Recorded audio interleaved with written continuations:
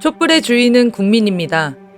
그래서 촛불행동은 촛불 국민을 하늘같이 섬기자라는 기조로 촛불을 준비합니다. 조희건 선생님은 이 구호처럼 촛불 국민들이 촛불에서 단 하나의 불편한 점도 없게 꼼꼼하고 완벽하게 촛불을 만들어 오셨습니다. 조희건 선생님께서 6시 반에 나오시면 항상 문자를 보내셨거든요. 문자 내용을 보면 그런 내용이었어요. 오늘 집회 안 하나요? 그래서 선생님 오늘 하는데 무슨 이야기세요? 이렇게 여쭤보면 아무도 없는데요.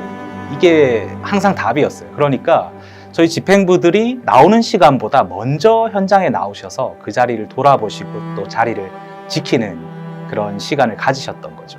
조희건 선생님이 6시 반에 나오기 시작하신 건 극우 세력들이 저희 집회를 방해하려고 일찍 나와서 저희 자리를 뺏은 적이 있었어요.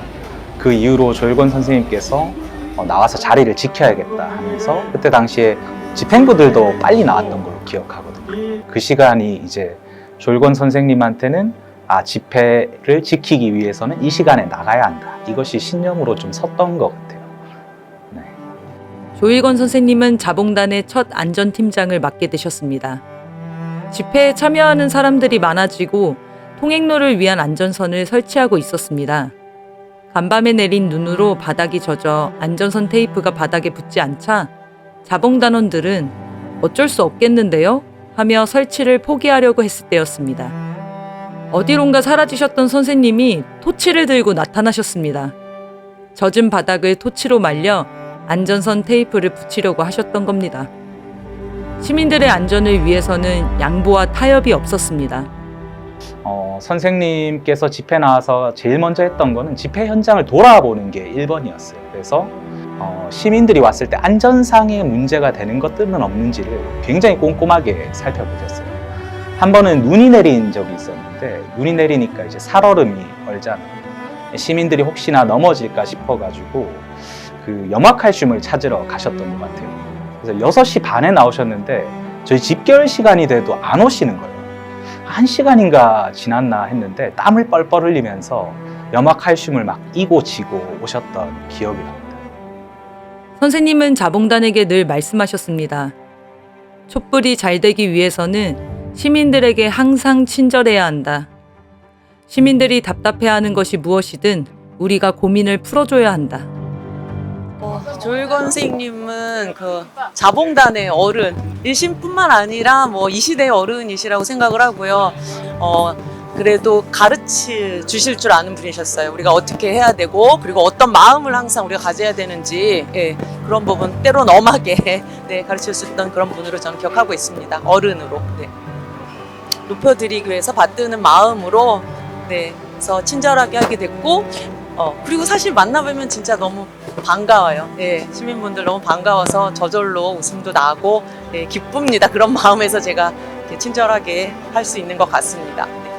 촛불에 가면 늘 반가운 얼굴로 인사해 주시고 챙겨주시는 자봉단이 있기에 자봉단의 초록조끼만 봐도 마음이 안정된다는 이야기를 듣습니다. 2022년 12월 13일 오늘 제대로 서명을 받을 수 있겠는가. 우리의 추위가 문제가 아니라 시민들이 추워 서명대로 올 수 있겠는가. 어떤 식으로 해야 시민들의 발걸음을 서명대로 올 수 있게 할 수 있을까 고민이 되었다. 날씨가 추워 서명하는데 불편함이 있을까 걱정하시던 조희건 선생님.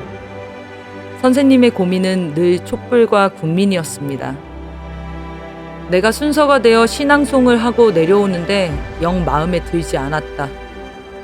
뭔가 많이 부족한 느낌이 들어 창피하기도 했다.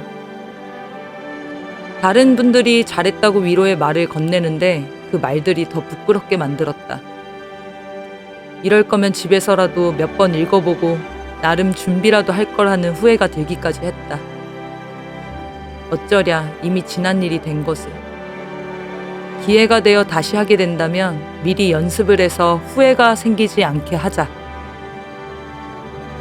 나라의 미래와 후대를 위해 앞장서 주신 촛불 국민을 진심으로 사랑하고 존경하는 마음이 있었기에 그런 국민을 모시는 것에 한치의 빈틈도 없이 촛불을 준비하셨던 조희건 선생님이었습니다. 촛불을 위한 고생을 보람으로 여기고 국민을 위해 굳은 일, 마른 일을 가리지 않으셨던 선생님 덕분에 우리는 서로에 대한 사랑이 넘치는 단결된 촛불이 될 수 있었습니다.